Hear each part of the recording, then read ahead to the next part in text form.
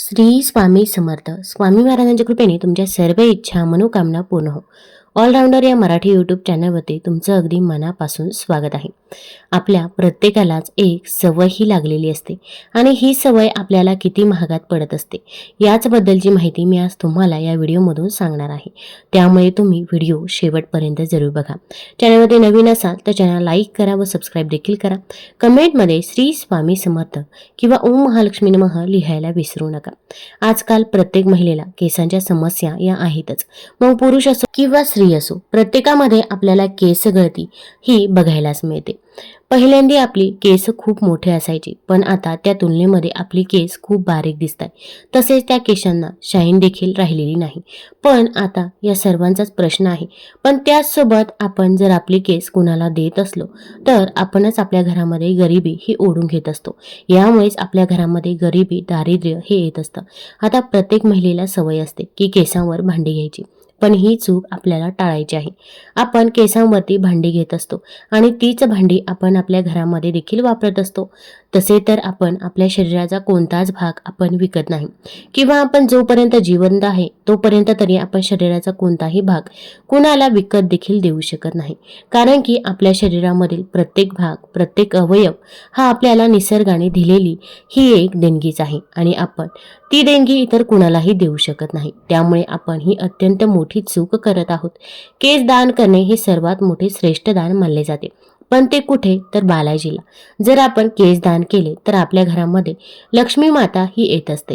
आपल्या घरामध्ये सुख, शांती, समृद्धी ही येत असते. त्यावरती एक छोटीशी आख्यायिका देखील आहे. प्राचीन काळात एकदा भगवान बालाजींच्या मूर्तीवर अनेक मुंग्यांचा डोंगर तयार झाला होता, ज्याच्यावर रोज एक गाय येऊन दूध टाकून निघून जायची. गायीच्या मालकाला हा प्रकार कळताच त्यांनी रागाच्या भरात कुऱ्हाडीने गायीची हत्या केली. त्यामुळे बालाजीच्या डोक्यावर जखम झाली आणि त्यांच्या डोक्यावरील केस गळून पडले. यानंतर भगवान तिरुपती बालाजीची आई नीलादेवी तिथे आली आणि त्यांनी स्वतःचे केस कापून बालाजीच्या डोक्यावर ठेवले, ज्यामुळे त्यांच्या डोक्याला झालेली जखम पूर्ण भरली होती. आणि यानंतर बालाजी प्रसन्न झाले आणि आईला म्हणाले की केसांमुळे शरीराचं सौंदर्य वाढतं, पण तू माझ्यासाठी केसांचा त्याग केला. आजपासून जो कोणी माझ्यासाठी केसांचा त्याग करेल त्याची प्रत्येक इच्छा मी पूर्ण करेल. तेव्हापासून भाविक तिरुपती बालाजी मंदिरात गेल्यानंतर केस दान करतात. त्यामुळे त्यांची इच्छा तर पूर्ण होतेच, त्यासोबत घरात सुख, शांती, समृद्धी देखील येत असते. आता इथपर्यंत ठीक आहे, पण जेव्हा आपण आपले केस एखाद्या भांड्यावाल्याला देत असतो तेव्हा ती आपली सर्वात मोठी चूक आहे. आपल्याला वाटतं की आपले केस इतरत्र कुठेही टाकून देण्यापेक्षा त्यांचा काहीतरी वापर झाला, केसांचा वापर करून मग आपल्याला भांडे देखील भेटतात आणि आपण ते भांडे घरामध्ये वापरत देखील असतो. पण जेव्हा ते भांडे आपण आपल्या घरामध्ये वापरायला सुरुवात करतो तेव्हापासूनच आपल्या घरामध्ये गरिबी, दारिद्र्य यायला सुरुवात होत असते आणि आपल्या घरामध्ये नकारात्मक ऊर्जा ही वाढत जाते.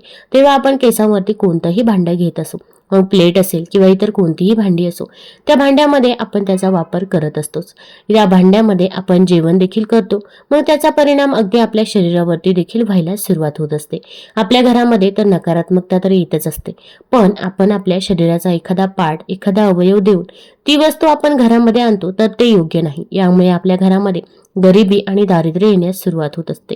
तसेच यामुळे आपल्या नोकरीमध्ये देखील अनेक समस्या या येत असतात. अगदी नोकरी मिळत नाही किंवा अगदी नोकरीमध्ये प्रमोशन मिळत नाही. तसेच जर व्यवसाय असेल तर व्यवसाय अगदी बंद पडण्याच्या मार्गावरती येत असतो. घरामध्ये भांडण, तंटे, कलह होण्यास सुरुवात होत असते. आपण फक्त कष्ट करत असतो, पण कष्टाचे, मेहनतीचे फळ आपल्याला पाहिजे तसे मिळत नाही. तसेच आपल्या मुलांची देखील प्रगती होत नाही. मग अभ्यासात असेल किंवा मग नोकरीत असेल, त्यांना पाहिजे तसे यश हे मिळत नाही. आपले केस हे काळ्या रंगाचे असतात आणि काळ्या रंगाची एखादी वस्तू आपण इतरांना देऊन त्यापासून आपण दुसरी एखादी वस्तू घेत असतो, तर त्यामुळे देखील आपल्या घरामध्ये नकारात्मकता येण्यास सुरुवात होत असते.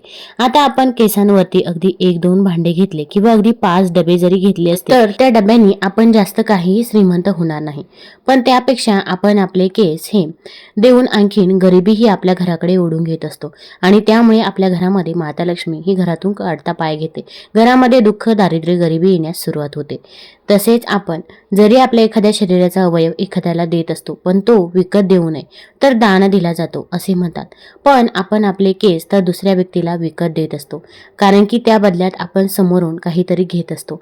मग जर तुम्हाला केस दान करायचे असतील तर तुम्ही एखाद्या व्यक्तीला ते केस तसेच देऊन टाका. वाटलंच तर तुम्ही भांडे घेणार जी व्यक्ती असतात त्यांना तसेच केस दिले तरी पण चालेल, पण आपण त्या बदल्यामध्ये कोणतीच गोष्ट ही घ्यायची नाही, कोणतीच गोष्ट विकत घ्यायची नाही. खरे तर प्रत्येकाच्या घरामध्ये भांडे हे असतातच. उलट जेव्हा केसावरती भांडे विकण्यासाठी एखादी बाई येत असते तेव्हा आपल्याला प्रश्न पडत असतो की कोणती वस्तू घ्यावी आणि कोणती वस्तू नाही.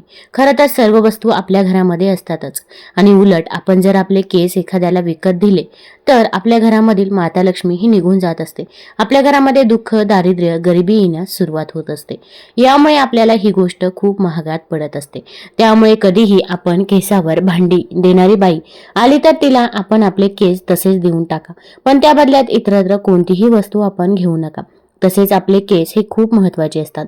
काही ठिकाणी तर केसांवरती तांत्रिक क्रिया देखील केल्या जायच्या. पहिल्यांदा या गोष्टी भरपूर घडायच्या, पण आता त्या कुठे ना कुठे थांबल्या आहे. पण तरी पण कुठेतरी या गोष्टी अजून चालूच आहे. कारण की प्रत्येक व्यक्तीला आपल्याबद्दल, आपल्या मुलांबद्दल चांगलेच वाटते असे नाही. काही व्यक्ती असे असतात की ते फक्त तोंडावरती गोड बोलत असतात, पण आपल्या मागं आपल्या काड्या देखील असे व्यक्ती करत असतात. त्यामुळे आपण या गोष्टीची काळजी घ्यायची आहे. कारण की एखादी गोष्ट होऊन गेली तर त्यानंतर आपण काही करू शकत नाही, पण अगोदरच आपण सतर्क राहिलं पाहिजे. आता जर तुम्हाला केस कुठे टाकायचे असतील किंवा एखाद्या व्यक्तीला द्यायचे असतील तर तिने कोणतीही तांत्रिक क्रिया करू नये. यासाठी केस देताना काय करायचं आहे हे देखील मी तुम्हाला पुढे व्हिडिओमध्ये सांगणार आहे. त्यामुळे व्हिडिओ स्किप न करता शेवटपर्यंत जरूर बघा. त्यामुळे आपले केस हे खूप महत्त्वाचे आहे.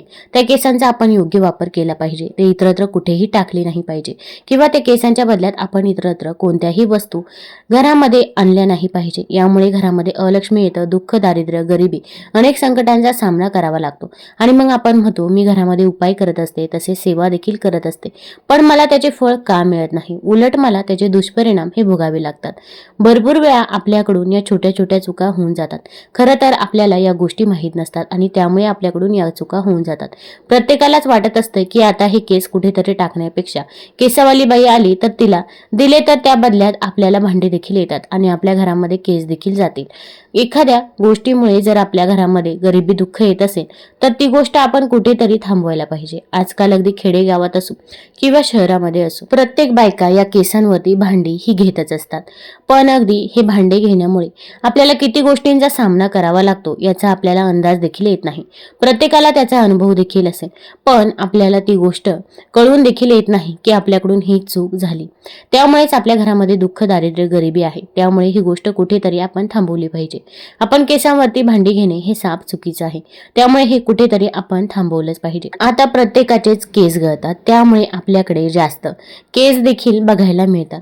आता अगदी आपण खरं तर आपल्या केसांची योग्य काळजी घेतली तर आपले केस कधीच गळणार नाही, गळायचे कुठेतरी थांबतील. पण आपण प्रत्येक उपाय करून बघतो, पण तरी पण मी तुम्हाला एक उपाय सांगते. तो उपाय देखील तुम्ही नक्कीच करून बघू शकता. यामुळे देखील तुमचे केस हे घनदाट होतील, तसेच केसांना शाईन देखील येईल. तर आपण थोडंसं खोबरेल तेल घ्यायचं आहे आणि आपल्याला कोरपड घ्यायचं आहे. आता प्रत्येकाच्या घरामध्ये कोरपड ही बघायला मिळतेच, तर कोरपडीचा आपल्याला गर काढून घ्यायचा आहे आणि तो खोबरेल तेलामध्ये टाकायचा आहे. आता गॅसवरती आपण हे गरम करून घ्यायचं आहे. पूर्ण कोरपडीचा अर्क आपण त्या तेलामध्ये उतरून घ्यायचा आहे आणि यानंतर हे थंड झाल्यानंतर हे गाळून घ्यायचं आहे आणि यानंतर हे तेल तुम्ही रोज तुमच्या केसांना लावू शकता. जेव्हा तुम्ही केस धुणार आहात त्या अगोदर आपण हे आपल्या केसांना लावायचं आहे. यामुळे देखील आपले केस हे घनदाट होतात व गळायचे देखील थांबतात. हा प्रयोग मी देखील करते, तुम्ही देखील करून बघा. नक्कीच तुम्हाला त्याचा फरक हा दिसून येईल. आता सर्वांनाच प्रश्न पडलाय की आपण जेव्हा इतर कोणत्याही व्यक्तीला केस देत असतो किंवा अगदी कोणत्याही व्यक्तीला केस देत असो किंवा अगदी कचऱ्यामध्ये जरी केस टाकत असतो तर आपण एक गोष्ट करायची आहे. आपले केस पहिल्यांदा आपल्या हातामध्ये घ्यायचे आहे आणि त्याला फूक मारायची आहे आणि त्यानंतर केस तुम्ही अगदी इतर कोणत्याही व्यक्तीला दिले तरी पण चालेल. फक्त तुम्ही ते केस दान करायचे आहे. तुम्हाला जर हा व्हिडिओ आवडला असेल तर आपल्या चॅनल लाईक करा, सबस्क्राईब करा, मित्रपरिवारासोबत जरूर शेअर करा. धन्यवाद.